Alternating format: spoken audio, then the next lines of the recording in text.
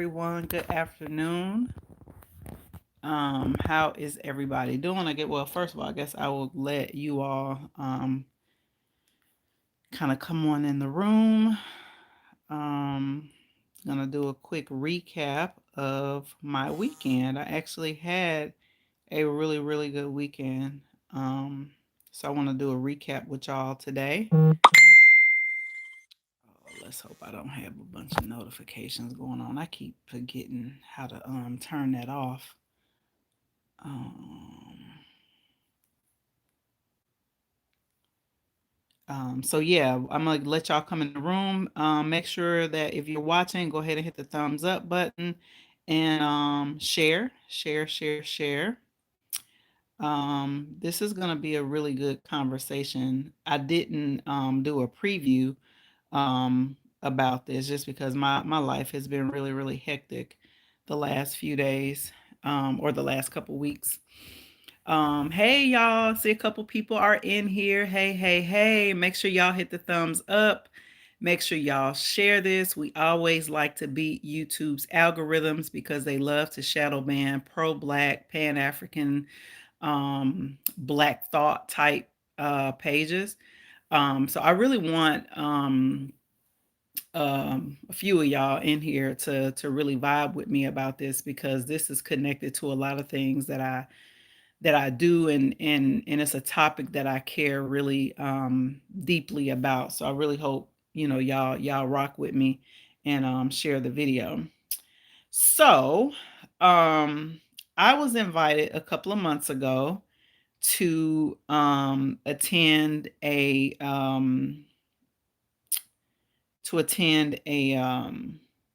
Follow Black Women conference. And I have to share something with you all. So most of you all know I currently work in the nonprofit industrial complex. And so what I've come to learn over the past 10 years, hey y'all, make sure y'all drop some comments in the chat. Let me know where you're tuning in from, what city and state, what country even. And on that note, I have to share that while I was at the conference, there were several women who came up to me, was like, "Oh my God, I watch your YouTube channel. I had no idea I was gonna meet you in person." So that was really cool. That's the first time that's happened to me that I've met people like in real life that watch this channel. And so if y'all happen to be watching right now, drop a comment in the chat. So if you're watching right now, drop a comment in the chat. Make sure you hit the thumbs up button. Make sure you share. Anyway, let me just get into it. So a couple months ago, I was invited by a sister, Catrice Jackson, really good sister, powerful Black woman out of Omaha, Nebraska. Hey, Nikita. All right, Jacksonville, Florida. Yeah, let me know where you're tuning in from. And sister, hit me up just kind of like out of the blue, like, "Hey sister, I've been following your work. I've been following you for a while." Catrice and I had not met in person before this weekend or this past weekend. And she's like, "I've been following your work and I love what you do." She's like, "I really love the fact that you create, space for Black men in the work, and you make sure that they're included, and you also call out the BS, that happens in a lot of activists and organizing mainstream, sort of white funded spaces." And I was like, "Oh wow." I said, "Cool." I said, "That's rare." I have a sister, kind of hit me up and say, that they appreciate that about my worldview and sort of how I think about things. Um, and so anyway, that discussion happened. She was like, I have money to pay you. I have money to, for travel. She was like, "I would love for you to be a part of this was the third annual Follow Black Women conference. And it's going to be in Minneapolis, Minnesota. And I knew some of the other sisters that were going to be speakers as well, especially Nakima Levy Armstrong. Shout out to that powerful sister in Minneapolis, who was also married to a beautiful Black man, and definitely get the fact that we can't be in this activist work being anti-Black male." So anyway, so that led to Catrice and I, talking, and I asked her, I said, what would you like me to cover? And so she and I kind of like went back and forth, and we talked about, sort of, what the topics should be. Hey, what's up, James Young? Yeah, shout out to Charlotte, North Carolina in the building. Yeah, everybody else, drop your city and state or what country you're tuning in from right now. If you're tuning in right now, would love for you to hit the thumbs up button if you have not, and hit the share button. So anyway, Catrice and I went back and forth about sort of like what would be my topic. And I also like took a couple of days because this is my first time actually presenting on this topic publicly, and presenting, sort of my own thoughts about where I see the movement currently, and why I see the overwhelming anti-Black maleness within certain movement spaces as extremely problematic and antithetical to the idea and to the pursuit of Black liberation. And so we landed on the topic, and I thought it was beautiful because she and I went back and forth. I don't know why it was so hard for us to come up with a topic, but we landed on using the master's tools against Black men won't foster healing and unity.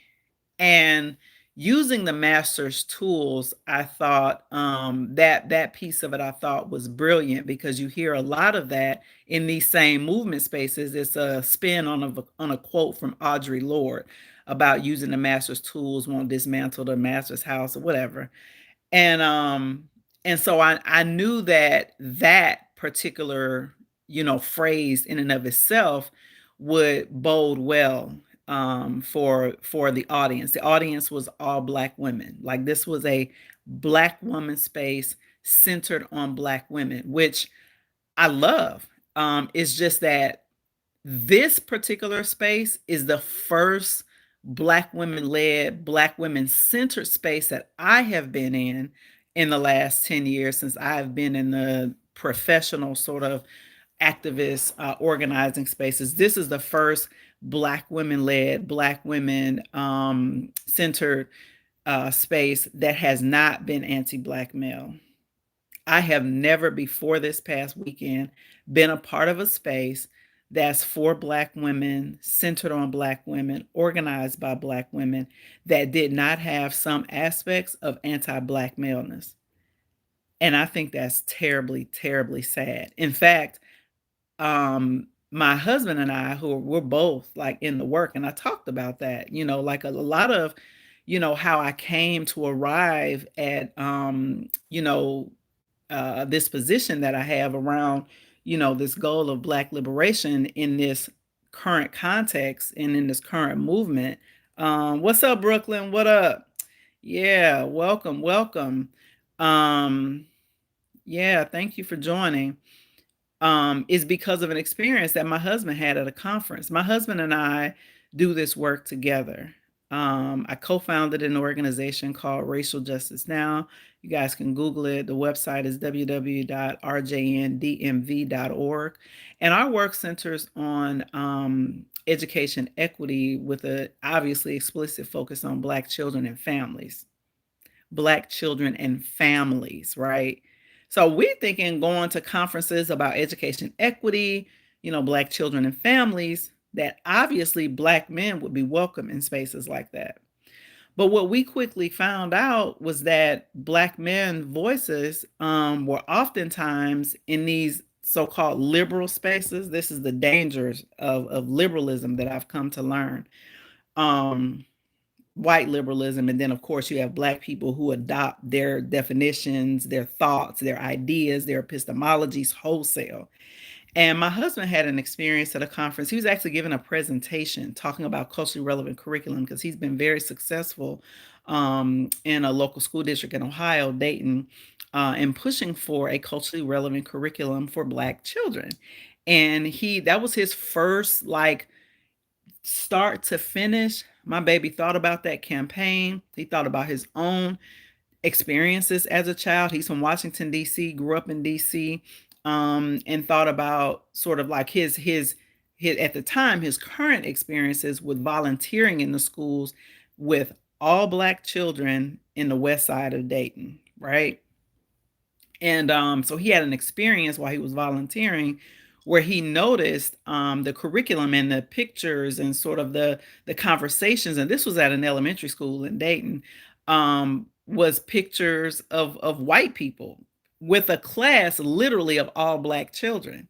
And so that sparked this idea in him, like, man, we have to have a culturally relevant curriculum in our school. So in other places, it's known as ethnic studies, but we specifically, because we have an African-centered epistemology, we have an African-centered frame of reference as an organization, we push for what's called African-centered education.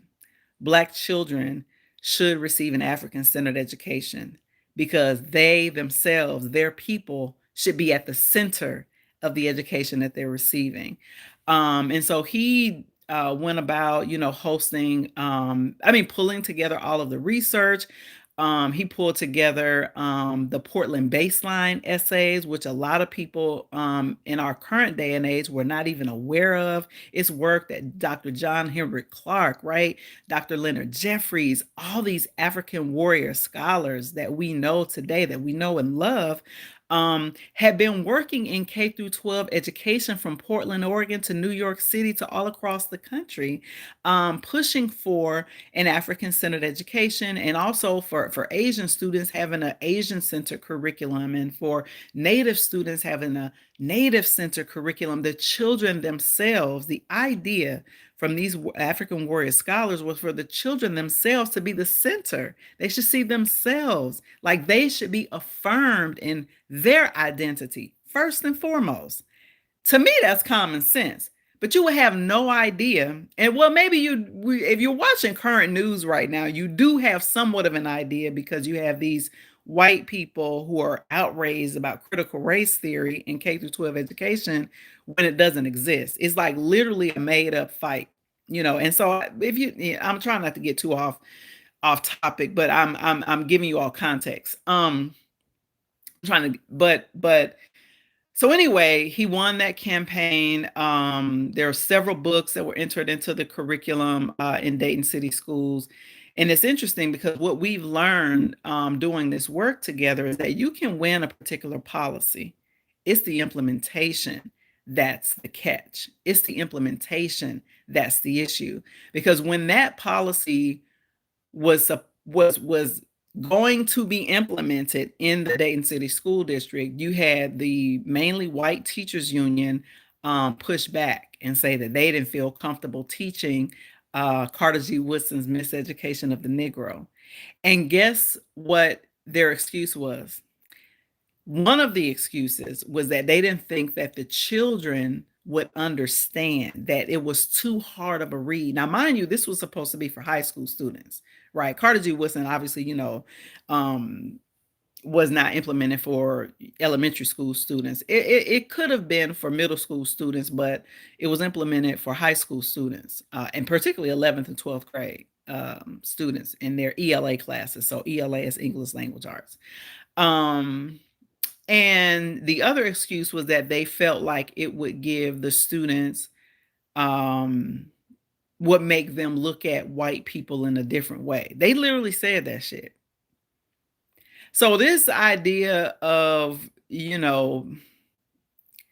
us like knowing who we are and being the center of our education, the white power structure is very clear and has always been clear. They have always pushed back, even on the tightest academic scholarship, from Asa Hilliard and others, Joyce King, Dr. Joyce King and others, Janice Hale Williams. I want you all to like research these people.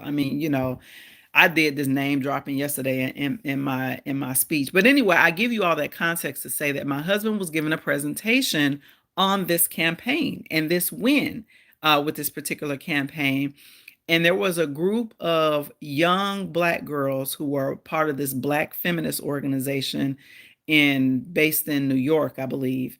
And all they did was disrupt him the entire time. It was like it was a tactic that they were implementing because he was a cis het black male. Now again they assumed his orientation. He was just a black man up there talking and not even talking about gender, not even talking about sexuality, not talking about any of that. He was talking about the culturally relevant curriculum campaign and the win that we had as an organization for our children. And so it was so strange, and thank God I wasn't in the room because my reaction just would have been probably really wild. And but there were other black women in the room, seasoned, I would say black women, particularly black elder women from the South, who intervened and defended him. And my poor husband, because he is not like he's not on social media like that. He's not in tune with all the latest, around popular culture and all of those different kind of things. He's just a regular loving husband, doting father, Muslim brother, NOI, FOI brother, who cares about his family and all black children. And so he's not like up on like everything when it comes to like, popular culture and particularly, like academia and particularly white liberalism and shit like that. So he had no idea really what was happening to him. He was actually trying to reason with the sisters and was like trying to understand, you know, what the issue was. He was legitimately confused. Because he and I talked about it afterwards, and I told him, I said, baby, I said, there's this growing concern that I have, like when we go to conferences like this, that there's this push, like almost like a campaign, but it's a silent campaign that they want to push out all black men voices, particularly black men who they think is heterosexual, right? Like, so, one of the things that I've learned, from the popular culture is that you're not supposed to assume people's gender, right? Like, you're not supposed to assume people's sexual orientation, but it's perfectly fine if it's a black man that you assume or who presents as a heterosexual, like he doesn't have overly, I guess, overt like feminine sort of like physical feminine traits or whatever, so you assume, you know what I mean, and you just attack, like you go on attack. And that's what I had started to see, and it was like consistent even in so-called like black spaces, where it would be all black people, you know what I mean? And it was really strange. So after that experience, my husband actually stopped going to national conferences. That really it hurt his feelings, you know what I mean? Because it was from some sisters. And he was just like, yeah, this is too confusing for me. I'm good. You know what I mean? And so that's not okay with me. That is not okay with me. Because we also have a son. We have two sons together. One of our sons lives with us, and he's 14. He's in high school, and I think about the type of environment that's being created for black men who are heterosexual, black men who are married to black women. All of the things I think about, like what that means for my son. You know, because my son, from what I can tell, is heterosexual. He, very much is into young, young girls or women, his age, not women, but he's 14, whatever. He likes girls, from what we can tell. And he, doesn't have any physical um overtly feminine, I guess, physical attributes or traits. So looking at my son, who is also very athletic and has an athletic build, he would simply be attacked in this current environment because he looks like a straight heterosexual black male. And that's not okay, especially in a movement in what's supposed to be about justice, especially since black men and black boys are overly represented in the criminal justice system, are also overly targeted in the education system. That shit don't make no sense to me. And the only thing, well, I'll save that for another live, because I can go into that a little bit deeper. But so this was my first time presenting at a conference in black women, where I was holding us accountable for being weaponized against our sons, our husbands, our brothers, our fathers, our cousins, our uncles.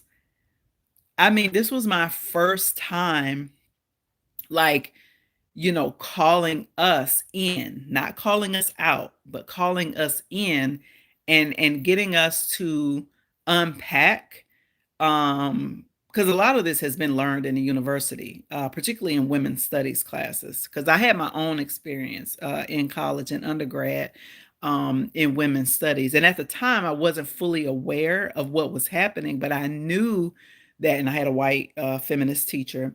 I knew that what she was teaching was not my lived experience, nor was it the lived experience of any of the black women that I was in close relationship with. I didn't know what the fuck she was talking about. And I challenged her over and over again, because what she was teaching about men and patriarchy, she was not only just applying to white men, but she was also applying to racialized men. And when she would call herself trying to teach about black men, I immediately interjected, "Excuse you?" Which also led to another experience where I learned that college is not about debate and flushing out, opposing ideas and different ideas, and allowing those things to, like, take shape and take root. And all of this shit that you learn about college is a lie. It's a goddamn lie. Because that lady, although because what that the way that you earned a grade in her particular class was essays. All the tests were essays, all the quizzes were essays, because she wanted to see how much her brainwashing was working. That's my assessment. And for those of y'all who watching, let me know if you're resonating. Comment if you're resonating with what I'm saying. Let me know what you think about what I'm saying. Let me know if you have any of your experience, particularly if you're a black man watching, and also black women. Let me know, just what you think about what I'm saying. Also hit the thumbs up button if you're new in here listening. And share as well. Share this live. Um, anyway, so yeah, I that experience, or a collection of experiences, has prompted in me to host a series of discussions. As you know, if you've watched this channel, I've held several discussions on Black love, because the other issue that I see, particularly among self-identifying Pan-Africanists or Black liberationists, Black powerists, whatever you want to call it, folks who are working on behalf of the Black collective, here in the US, and also, just globally.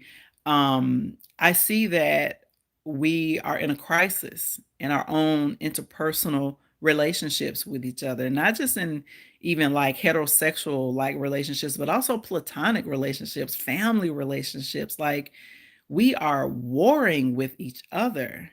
And hopefully for people who are listening, appreciate, you may appreciate the fact that one of the things, that one of the connections I drew in my speech yesterday, which were several connections, was that there's a quote by an African leader, and I'm losing the name of the African leader, but the quote essentially says, and it's so simple and it's so powerfully true: the family is the first weapon in war. And as Black people the world over, we are at war, right? Dr. Amos Wilson and others, it's clear, that we are people who have been under siege for a little while now. And so if we're at war, and if you see, just in terms of power, power. This is the other thing. We love to talk about like power, um, abstractly. You know what I mean? And one of the first power bases is the family. Literally, like your family, and the strength of that family, and being impenetrable. That's what it's about to me. Um, we have to learn before we can get out here and do all this work everywhere else, and all this work externally. What about the work internally? And that applies individually too. Like for those like for healers, right? I'm not interested in no healer that hadn't done their own work first. You know what I'm saying? Like you have to be able to show and prove, to me anyway, um that you're legit, like you have done your own work. Because to me, you can only discuss something with any type of authority anyway if you also have been through it or also have done your own work. And so I think about that with Pan-Africanists. I think about that, with the work that we're trying to do to liberate our people. How you gonna liberate your people when you can't even keep what's going on internally in your own family, in your own house, and not just even, like relationships and marriages, like families, yes, that too, but also like your family in general. Some of us have some of the most dysfunctional relationships in our families, but we're Pan-Africanists, right? But we're out here, we doing the work. We making it pop. You know what I mean? We getting ready to liberate Black people. This is my first time like really talking about this, like I think fully publicly, but I've been struggling with this idea for a little while now, and I've been like trying to figure out the best way to like call us in, especially those of us who are doing this work, Pan-Africanists, Black nationalists, all of us. Man, Black nationalists and Pan-Africans got some of the most dysfunctional, toxic relationships, marriages. Divorce rate is the same as every other Black person. And listen, I'm not saying this like to like put myself on a pedestal. Not at all. I'm an open book. That's one thing about me. Um, I could easily be a flaming feminist and a flaming anti-Black male hater, if I was still unhealed, right? If I was still like wallowing in my mess. Because my first marriage, to my son's father, um, yeah, that could have been it right there. I could have been like, man, white people could have really used me against Black men after that marriage, honey. I mean, like I would have been a prime candidate. Oh, let's get her. She's a perfect candidate. We're gonna weaponize that failed relationship, that abusive relationship against all Black men. Let's do it. Because that's what's happening. A lot of sisters are hurt from relationships, failed relationships and failed marriages. And a lot of those sisters have allowed themselves to be weaponized against their community, against an entire segment of their community, against who we birth. In what world are you achieving liberation for Black people without Black men? How does that work? It doesn't. You are not a Black nationalist. You are not a Pan-Africanist if you are ostracizing any part of our collective based on anything. You're not. Period. Um, and it's time for us to have those serious discussions. So this past weekend was my first time doing that at a conference at a national level where there were sisters from Florida, there were sisters from obviously Minneapolis, but the sister who hosted, there were sisters from Omaha, Nebraska, there were sisters from across the country. Um, And it was interesting because as I was being teed up for the conversation, the room got really quiet, and I was a little concerned, like, "Oh, shit. Like, this might be a tough crowd." You know what I mean? Like, 'cause and the reason why I say that is because, now I am assuming based on what I saw, the sisters that came in there, because it was a paid conference, they had to pay to come. So the sisters that came in there were highly educated, they were definitely middle class, and they, clearly have been through somebody's college and they didn't, got the, indoctrination, a lot of them. Now some of the older sisters, I don't think may have been fully indoctrinated. But those younger sisters who'd have been to college in the 2000s or in like the 90s when it was really getting, getting turned up in terms of, what was being taught in the curriculum at the university level. Yeah, those sisters got a little quiet, when I was being teed up, to come up and speak. And you could tell they were very much interested. He says, I agree with what you're saying. I don't work in education, but not surprised. Young Black. Yeah, no, it's real. Thank you. I appreciate that, James. And I would love to hear from others who are watching this, tell me what you think about what I'm saying. Does it resonate? Hello from Russia. Wow. Okay. Hey. Let me know if it resonates. Yeah. But yeah, so I yeah, so when I got up there, I was like, okay, this is my first time. So I was a little nervous, but you know what? I always just remember, be authentic, be unapologetic. I feel like, I'm here for a reason and I'm gonna really lean into this topic, but I'm also conscious to be gentle with our people, to be gentle with sisters because there is a lot of pain.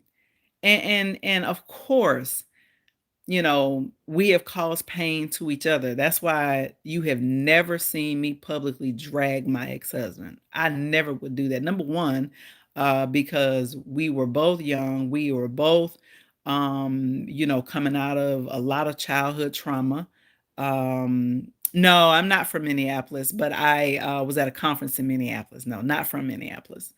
Um, and as I look back on that, we were both unhealed individuals, and so the same amount of harm that he caused me, I believe that I caused a significant amount of harm for him too. And only a mature person, a healed person could admit to that. And be honest about that. And so that's why you will never see me be one-sided and say that all black men are trash because of that experience with him. That experience was a learning experience. I believe it, set me up to become a healed woman for my doting husband now.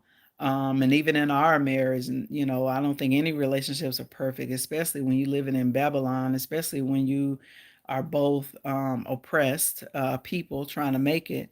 And so yeah, I think what I can say about my current marriage. Hey sis, yeah, I appreciate that. Thank you, Carmelita. Um, One of the things, that I can say about my husband and I is that we are notoriously forgiving we of each other.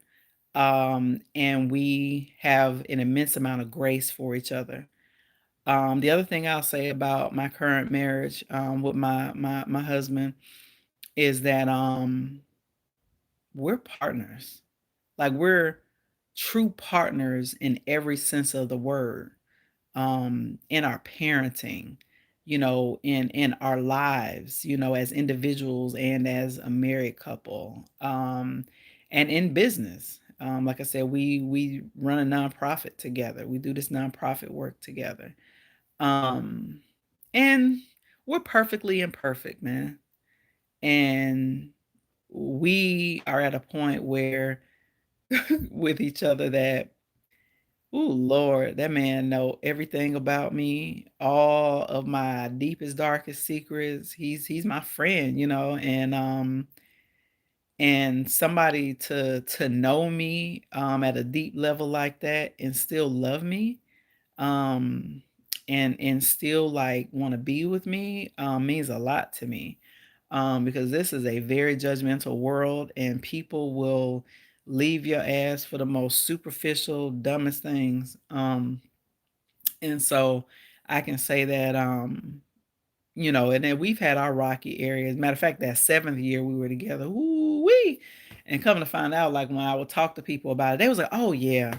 They was like, "Yeah, for some reason, that 7th year is the hardest in marriage." I'm like, "Well, okay, who wrote the book about that? Ain't nobody tell me." I wish I had, like, an inkling, to know it was coming so I could have been better prepared, but we made it. We made it, and we are making it. But that 7th year, ooh-wee.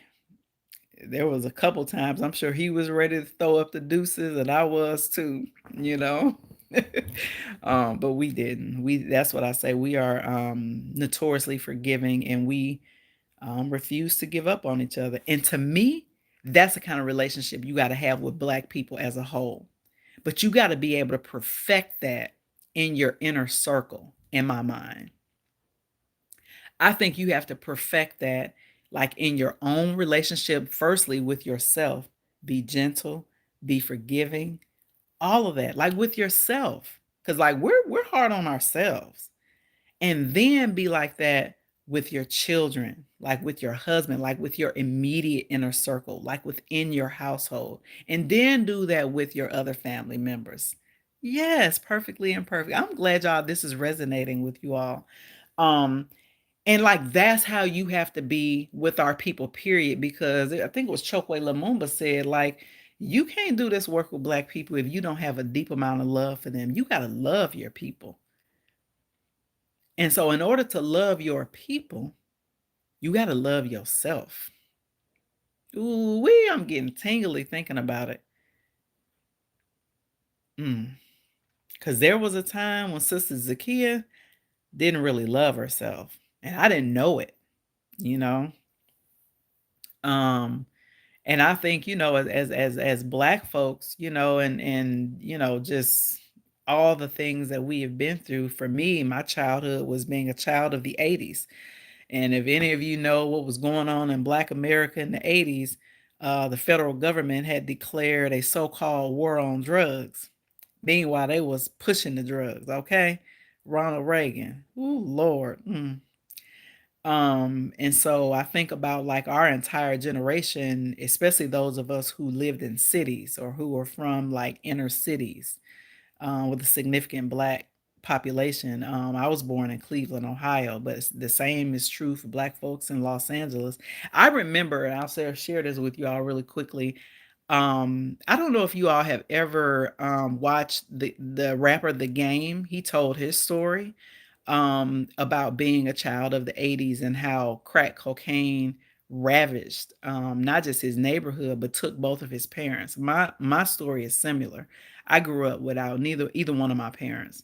That's the story of a lot of Black children who were not necessarily orphaned, but like you know how it is. Big mamas was raising a whole nother generation of kids. I was raised by my great grandmother, not even my grandmother. My great grandmother came to Cleveland and rescued me and took me back to rural Alabama with her. And as they say, the rest is history. So I grew up, although I was born in Cleveland and spent the first 5 years of my life there. Yeah, that's true. Yep. Um, and thankfully, crack was not an issue in the rural parts of Alabama. It was a safe haven, actually. Um, and I'm grateful, even though as a child I did not appreciate what was happening because I, had been through a lot. As an adult, now that I have context and I have critical thinking skills and I have an education and all of that stuff, um, I'm able to properly contextualize what happened to me and what happened to literally millions of other Black children just like me. So to me, that allows me to have greater empathy for Black people, um, to have greater empathy for myself, even when I mess up. Because, like, I'm not perfect. Like, I still mess up. And, I don't take the people in my life for granted. Like, when I mess up, like I know my husband is gonna forgive me, right? I know he has a deep amount of love and affection for me, but I don't take that for granted. Like I don't intentionally like just fly off at the mouth because my mouth is lethal. He's told me that. He's checked me about that. My mouth is whoo wee. Yeah, women. Yeah, I might have to do a whole another seminar on that. Shit that I talk about, y'all, just know that I have experience with, like real live, lived experience with, and it's something that I'm talking about from a place of maturity and a place of where I have evolved and grew from. So anything that I'm talking about, I'm coming with you with some authority on it. I'm not talking about like some pie in the sky shit that I ain't never experienced. But yeah, so anyway, to kind of wrap this up, the conference ended up going over well. It was tough in the beginning, because you know how we are as sisters. We sitting there like, let's see what the fuck she talking about. Girl, these niggas ain't shit. My ex-husband, my baby daddy. I was getting those looks. You know what I mean? Like, oh, here we go. Here's some sisters tell us about you know taking care of these niggas. You know how we be thinking. So, it was that at first, especially with the younger sisters, because I scanned the audience. I'm a good reader of like body language and facial expressions. And I actually chuckled because that was funny to me because I know how we are. I'm a Black woman. A real down sister, you know what I mean? I know how we are, I know how we operate. I know what a look is like. Listen, I've been a Black girl all my life, right? And and so I kind of chuckled when I was first starting because I'm like, ooh, these younger sisters hard on me. But it was the elders who was like, they was rocking with me. You know what I mean? Like, yeah, that's right. You know. So it's definitely generational. I remember I had this one of the few positive experiences I would like to share, that I had at a national conference. It was at a what's the brother's name? Sean Dove. Yeah, thank you, Carmelita. That's real. Yep, contextualize is pivotal. Oh man, the power of perspective. You're so right, Carmelita. And my colleague, Nakima Levy Armstrong, who was also married to a beautiful Black man, her speech was like the power of our perspective. And the way she weaved it in with her storytelling and all of that, it was just so beautiful. She did an amazing job. She was actually up before me, and I came right behind her. But absolutely, to contextualize and our perspective is extremely important. Anyway, so anyway, as I got into the story, I started. It was slow. I mean, I felt like the Apollo and shit. Like, you know how Black people go to Apollo and like, you had to like really perform. If they wasn't clapping in like that first 2 or 3 minutes that you talking, like you in the danger zone. And I felt like that for a little bit. And I forget what I said, but I said something and it broke the ice and sisters started clapping. I'm like, whoo, because honey, we are a hard crowd. Do you understand me? Yes, the Apollo girl. When they finally start clapping, I was like, "Ooh, okay," because I was just standing up there talking at first, and I'm just like, "Shit, these sisters ain't playing with me." um, but no, I made several connections. I made the connection of the Black Panther Party and COINTELPRO and how the FBI was able to undermine such a powerful grassroots Black movement through division and through creating dissension among ourselves and like connecting that to our relationships with each other, to the relationships we have with our men, right? How we cannot allow, which a lot of us have, a lot of younger sisters have allowed, the weaponization of failed relationships and marriages against our men. And I'm starting to see it more with brothers. If you all are not familiar, there's a brother on YouTube called Omawali Africa. His page is called Omawali Africa. And he has been doing a good breakdown of what's happening in what's called the manosphere. So now you have like the black man version of like hating black women based on failed relationships, child support. I mean, and the whole point of for me as an African, as someone who lives with a worldview of being African centered, rooted in African epistemology, any type of anti-Africanness or anti-blackness is a no-go. So I'm not taking it from the brothers, and I'm damn sure not taking it from the sisters either. Yeah, everybody getting called in with love. Everybody getting called in. We're not doing that. We're not doing that. You know? Um, so yeah, it ended up going really well. I was a little worried, but a lot of sisters, including a lot of the young ones, came up to me and said thank you. Afterwards, I got a lot of social media follows and connections afterwards. A lot of cards. People want to keep in touch with me. People want to eventually like bring me to their organization. But one of the things that I always do is I leave resources for people. Like I'm the type of speaker, when I speak with you, if I'm coming to a conference, you need a notebook because I'm getting ready to give you some homework, because a lot of the people that inform my worldview, many people have never read before or never heard of. And I remember I referenced Mama Marimba Ani in my talk, and this is connected to what I was about to say before I got distracted. I was at a national conference. This may have been around 2013, 2014, and Brother Sean Dove, who is the founder of the Campaign for Black Male Achievement. All this is education justice based work. Campaign for Black Male Achievement was focused on outcomes for Black boys, Black males in schools and everything. And it was out of, I think it was kind of like birthed out of the My Brother's Keeper stuff with Obama and everything. Um, but anyway, I was at a conference. It was sponsored by maybe Robert Wood Johnson Foundation, one of those foundations, and that brother took a beeline to me when he saw me, because we had been connected on social media. We had been on emails with each other. His name is Sean Dove, and he's an older brother, older brother. I wouldn't say quite an elder, looked like maybe in his 50s or whatever. Anyway, I seen this brother like coming towards me, and I'm like looking around, looking back, like, is he looking at me? Or is it somebody else? Because I'm like, I don't, what's up, and he like, like an older brother would do, and he's tall too, big brother. He put both of his hands on my shoulder. He says, Sister Zakia, he said, you are a race woman. He said, can I hug you?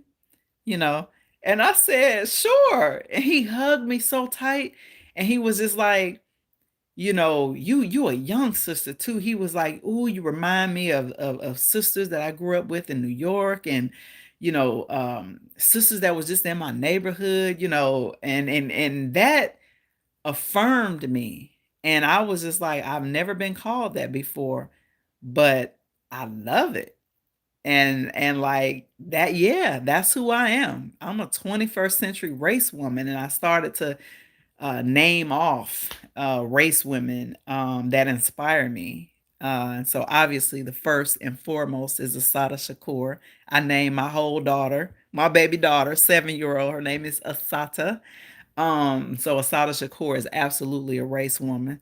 Talked about her history in the BLA and the Black Liberation Army and all of that, and you could say there were the women in there, because like they were professional women. They like, the older sisters knew who Sada Shakur was, but a lot of the young sisters, like you could see them taking notes. You know what I mean?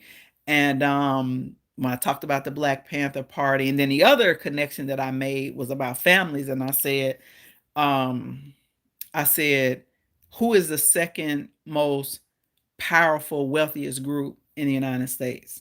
That was a question to the audience. And it's white women. So they're second to their men when it comes to wealth and other outcomes and other sort of indicators of power. I said, so here they are, the arbiters and creators of feminism, who have sold you on a bill of goods that you need to despise and hate your men that you birth and raise, by the way. Um, Meanwhile, they married to the most atrocious Donald Trump's type, the most despicable of men. Okay? The most despicable. Nah, they didn't. Some of them young sisters was just like, nah, they didn't know who Assata was. I'm not. I wasn't actually surprised by that. Um, but yeah, like the most despicable of men, and because they understand power, they understand that the first weapon of war is family. You know, and so, oh, let me see. Younger sister, someone send me YouTube. I would love to hear your thoughts. Okay, yeah. So yeah, send that to me. Um, but they selling other women of color because it's not just black women. I see it as a tool of control, as a continuation of COINTELPRO.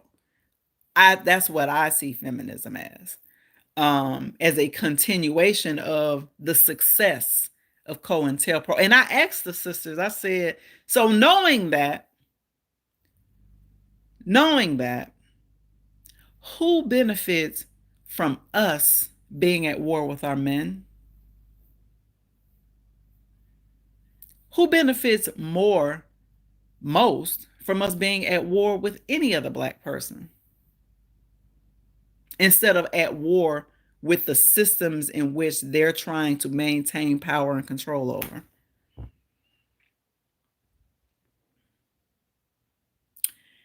Yeah. So one of the things that I know that I want to do after that discussion, right, right, Carmelita, and they benefit, like white people, white domination benefits, absolutely, it's a system they created. um so yeah, that's one of the things that I'm gonna perfect about. I'm gonna make this into, I have a goal to eventually make this into a curriculum, and maybe present more of a interactive workshop next year at that conference if I'm allowed to be a speaker, because I want to give the sisters some work to do. I want to like give them some exercises in decolonizing the programming that we have around our black boys and men, and decolonize the imposed self-hate, because hating black men and boys is a form of self-hate for on the part of black women, or imposed um anti-Africanness, anti-blackness. So yeah, I have a lot of thoughts and ideas about how I can like really create more of a workshop experience instead of just a speech. Exercises that will help decolonize, and I have a bunch of people in mind that I could partner with on something like that. Because I would want to partner with someone who understands the tools of psychology. um I think we also, Pan-Africanists and folks who are serious black nationalists, we also underestimate the power of psychology on how that has been weaponized against the people and against us globally. Um yeah. Oh wow, I've been rapping with y'all for about an hour. Y'all been rocking with me though. I appreciate all the comments, especially you, Carmelita. You've been very, very active. Thank you so much. Derek, you too. Thank you all for rocking with me today. And Yeah, I really hope y'all got a lot out of this. I certainly got a lot out of the workshop yesterday, both as an attendee, seeing the other sisters, um, who presented, and then also like feeling affirmed after like my talk. Um, I felt really affirmed by a lot of the sisters in the room. So it was good. It was good. I am, like I said, looking forward to perfecting that and creating more of a workshop series that I can use if invited. If you all have organizations y'all like to invite me to talk on this subject, I would love to, as a calling in type of exercise and a calling in to healing and unity. Oh, really quickly, the tools or the resources, because one thing about me, like I like to leave resources. I don't like just talking at people and then like just leaving them. I like to leave resources, even if it's like resources that I've not created myself. So one of the resources, and this is also for you, is to check out Baba Wakesa and Mama Afia Mazimoyo, Aya Educational Institute based in Atlanta, Georgia. And one of their pillars that I have been trained in, my husband and I both have been trained in, and we actually probably need to go back for a refresher, is this tool that they use in the community called Warriors, Healers, and Builders. Oh man, it's powerful because I'm a warrior. Like I know, like I have a warrior spirit as a woman. And a part of me is also a healer, and certainly a part of me is a builder. And one of the things that they emphasize, with that tool is that we need all three as Pan-Africanists and as Black nationalists. We need to build the world that we want. We have the power and imagination to be able to create what it is that we need. And obviously, warrior. We gotta be at war with anything that's anti-black and anti-African. And then, of course, we also have to be healing because we are wounded. We are at war and we are severely wounded. So all three of those, they argue you have to have all three of those to bring into fruition. And I couldn't agree more. I could not agree more. To bring into fruition real Black liberation. So that's one tool that I left. The other tool that I left for them, and they have been guests on this channel, is the Black Family Blueprint. They're a Black married couple based in the Twin Cities. I believe they actually live in Minneapolis. And so the sister Io, shout out to Io, she's watching. She was actually there in person and gave me the biggest hug. I was so happy to see her because I interviewed her and her husband on this channel maybe about a month ago now. And so she was excited when she saw the advertisement and saw my name as one of the guest speakers, and she registered, paid her money and registered. So it was good seeing her in person. So obviously, I definitely sent the people her way because most of the people in the crowd were local, Black women. So I gave her a shout out and asked her to stand as one of the resources. So yes, they have a beautiful website, Black Family Blueprint. You can Google them. They're based in Minneapolis, Minnesota, and they're doing the real work. The work that I actually am very passionate about, and that's Black love. Black love in the like realest sense of the word, like platonic, whatever, but also like Black love between Black men and women, which is severely under attack. So, anyway, I hope y'all enjoyed this. I've been with y'all for an hour. And yeah, if you got a lot out of this, hit the thumbs up button. You can also share. Also, if you're new here, you can subscribe. All right, see y'all soon. Thanks for joining me today. Bye.